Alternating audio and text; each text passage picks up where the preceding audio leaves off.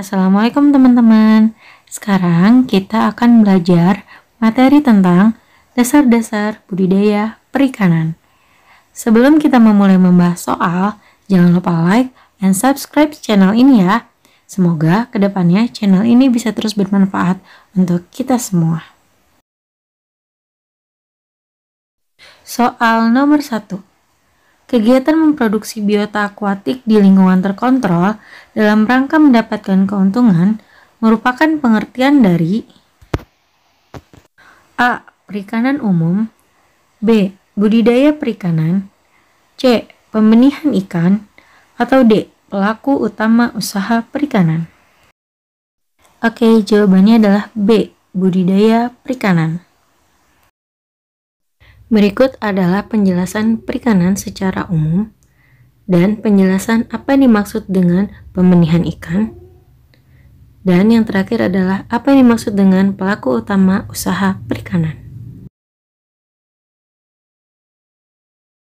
Soal nomor 2. Kegiatan yang terdiri dari pemilihan induk, pemijahan, penetasan telur, pemeliharaan larva, hingga panen benih adalah kegiatan budidaya dalam lingkup A. Pembenihan ikan, B. Pendedaran ikan, C. Pembesaran ikan, atau D. Pemijahan ikan. Jawabannya adalah A. Pembenihan ikan.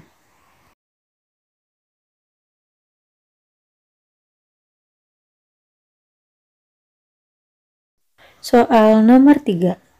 Pengadaan induk, pengadaan benih, pengadaan pakan, pengadaan pupuk, pengadaan peralatan budidaya, dan tenaga kerja termasuk ke dalam A. Prasarana produksi, B. Sarana produksi, C. Subsistem pendukung, atau D. Alat bantu produksi.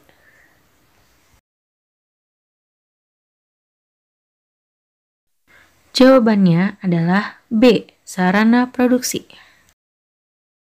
Berikut adalah apa yang dimaksud sarana prasarana produksi, subsistem pendukung, dan alat bantu untuk kegiatan produksi.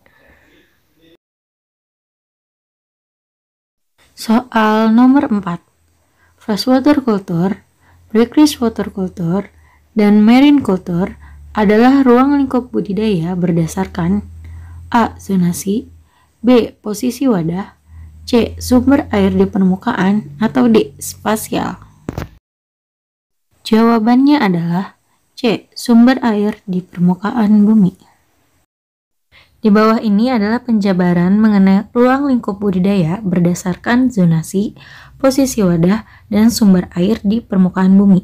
Teman-teman bisa langsung baca lampiran yang saya tambahkan di bawah ini ya.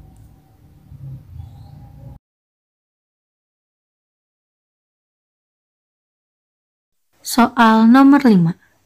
Ruang lingkup kegiatan budidaya berdasarkan zonasi, di mana kegiatan budidaya perairan yang dilakukan di darat dengan menggunakan sumber air tawar dan payau adalah pengertian dari A. Marine aquaculture, B. Inland aquaculture, C. Water-based aquaculture, atau D. Land-based aquaculture. Jawabannya adalah B. Inland aquaculture. Oke teman-teman, soal ini hampir sama dengan soal yang sebelumnya dan penjabarannya sudah saya lampirkan di slide sebelumnya. Silahkan dibaca kembali ya. Soal nomor 6. Kegiatan budidaya perairan berbasiskan perairan, di mana unit-unit budidaya ditempatkan langsung di perairan sehingga interaksi antara ikan budidaya dengan lingkungan umum hampir tidak ada pembatasan. Disebut dengan A. Marine aquaculture, B. Inland aquaculture, C. Water-based aquaculture, atau D. Land-based aquaculture. Jawabannya adalah C. Water-based aquaculture. Berikut saya lampirkan kegiatan budidaya berbasiskan dengan perairan. Silahkan dibaca ya teman-teman. Soal nomor 7.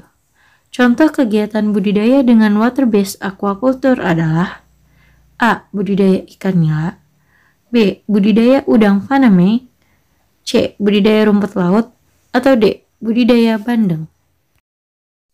Jawabannya adalah C. Budidaya rumput laut. Jadi, bisa kita garis bawahi bahwa dalam water-based aquaculture, unit-unit budidayanya ditempatkan langsung di badan perairan yang berhubungan langsung dengan ekosistem ikan tersebut. Soal nomor 8. Persyaratan apa yang menjadi pokok kunci persiapan media budidaya? A. Sumber air dan kualitas air. B. Jenis air dan volume air. C. Debit air dan warna air. Atau D. Jarak air dan derajat keasaman? Jawabannya adalah A. Sumber air dan kualitas air.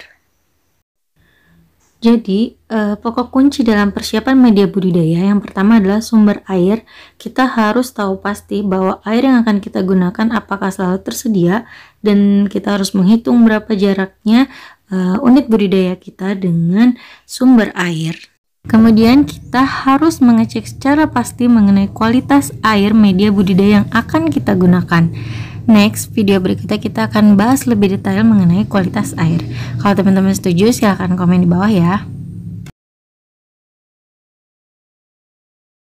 Soal nomor 9. Berdasarkan asalnya, sumber air yang dapat digunakan untuk kegiatan budidaya dapat dikelompokkan menjadi dua, yaitu A. Air rendaman dan air permukaan. B. Air sumur dan air tanah. C. Air permukaan dan air tanah. Atau D. Air hujan dan air danau?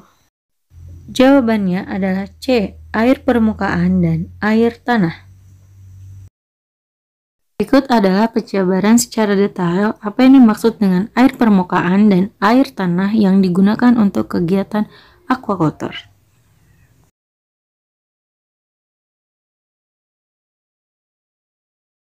Soal nomor 10. Dukungan teknologi yang diperlukan bagi pengembangan budidaya perairan adalah A. Sistem budidaya. B. Teknologi pembenihan. C. Teknologi pakan. Atau D. Semua jawaban benar? Jawabannya cukup mudah sekali, yaitu D. Semua jawaban benar. Berikut adalah dukungan teknologi yang sangat diperlukan untuk pengembangan budidaya perairan. Teman-teman bisa dibaca di bawah ya.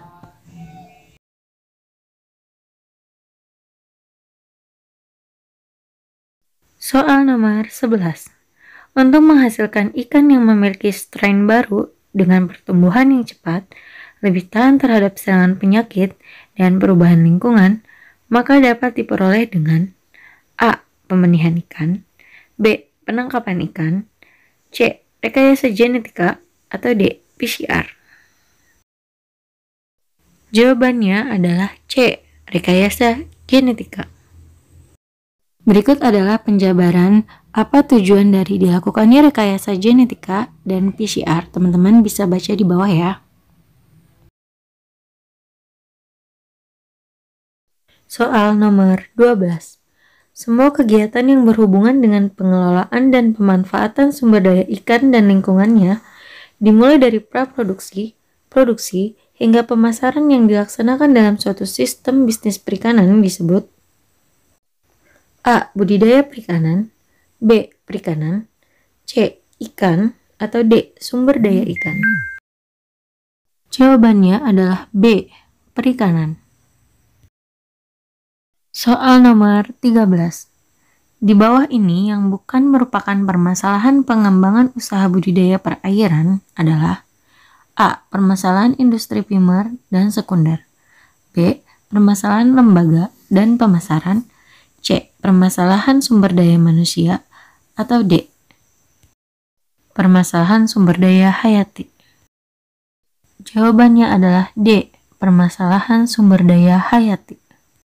Jadi, bisa disimpulkan secara langsung bahwa permasalahan industri primer adalah permasalahan yang berhubungan langsung dengan teknis budidayanya, sementara yang sekunder adalah faktor eksternal. Soal nomor 14. yang bukan termasuk permasalahan industri primer dalam pengembangan usaha budidaya adalah A. Lokasi budidaya, B. Pengadaan bibit atau benih, C. Tidak tercapainya standar bahan baku, atau D. Hama dan penyakit ikan. Jawabannya adalah C. Tidak tercapainya standar bahan baku. Soal nomor 15.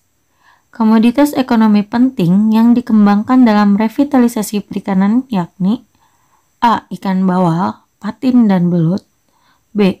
Ikan tuna, udang dan rumput laut, C. Catfish, kerang dan krustase, atau D. Udang, rumput laut, dan ikan bawal. Jawabannya adalah B. Ikan tuna, udang, dan rumput laut. Soal nomor 16. Permasalahan pemasaran hasil perikanan yang banyak terjadi di pembudidaya ikan adalah A. Fluktuasi harga pasar yang tidak jelas, B. Meningkatnya standar mutu ikan, atau C. Teknologi budidaya yang tidak berkembang, dan D. Kurangnya informasi ukuran ikan konsumsi yang dibutuhkan oleh konsumen. Jawabannya adalah A. Fluktuasi harga pasar yang tidak jelas. Soal nomor 17. Pemindahan suatu organisme dari habitat lama ke habitat baru dengan mengambil langsung dari alam kemudian dipindahkan dalam suatu lingkungan yang terbatas seperti wadah budidaya adalah pengertian dari A. Penangkapan ikan, B. Domestifikasi, C. Penebaran benih, atau D. Introduksi spesies. Jawabannya adalah domestikasi. Oke teman-teman, di bawah ini adalah penjelasan secara lebih detail apa yang dimaksud dengan domestikasi dan apa saja yang diupayakan dan dipertahankan dalam domestikasi.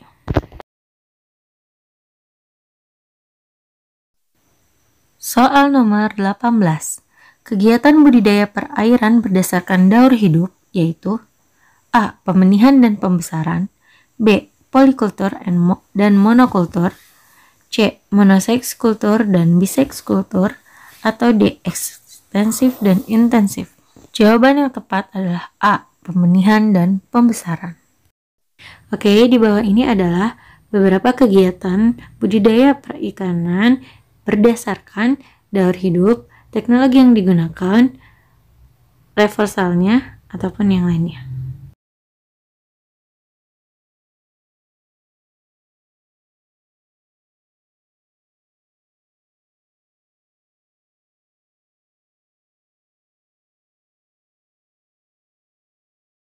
Soal nomor 19. Pengelompokan kegiatan budidaya berdasarkan kondisi media budidaya yaitu A. Kolam air deras dan kolam air tenang, B. Kolam air permukaan dan kolam air tanah, C. Kolam tanah dan kolam bak beton, atau D. Kolam air penampungan dan kolam air resirkulasi. Jawaban yang benar adalah A. Kolam air deras dan kolam air tenang. Soal nomor 20. Contoh biota yang termasuk ke dalam filum moluska adalah A. Udang, B. Rumput laut, C. Kerang, atau D. Teripang. Jawaban yang benar adalah C. Kerang. Berikut adalah penjelasan lebih detail mengenai filum moluska. Kita bisa lihat di bawah bahwa kerang adalah termasuk salah satu contoh biota yang masuk ke dalam filum moluska.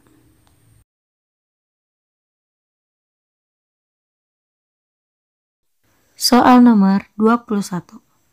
Yang dimaksud hewan invertebrata adalah A. Hewan yang tidak memiliki tulang belakang, B. Hewan yang memiliki cangkang, C. Hewan yang memiliki sirip, atau D. Hewan yang memiliki tulang rangu. Jawabannya adalah A. Hewan yang tidak memiliki tulang belakang.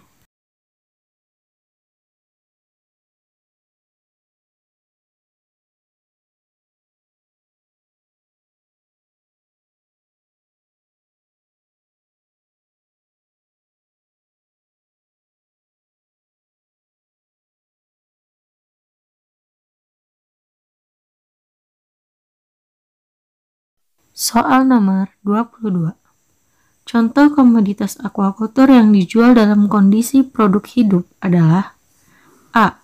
Udang windu, udang faname, bandeng, dan tawes. B. Ikan mas, ikan lele, ikan kerapu, dan gurame. C. Rumput laut dan ikan sarden. Atau D. Udang windu, ikan kerapu, dan ikan kakap. Jawaban yang tepat adalah D. Udang windu, ikan kerapu, dan ikan kakap. Soal selanjutnya. Budidaya ikan lele, ikan patin, dan ikan mas termasuk ke dalam A. Domestikasi belum sempurna, B. Domestikasi hampir sempurna, C. Domestikasi sempurna, atau D. Belum terdomestikasi. Jawaban yang tepat adalah C. Domestikasi sempurna. Berikut adalah penjabaran lebih detail apa yang dimaksud dengan domestikasi belum sempurna, domestikasi hampir sempurna, dan domestikasi sempurna, dan juga contoh-contoh jenis ikannya.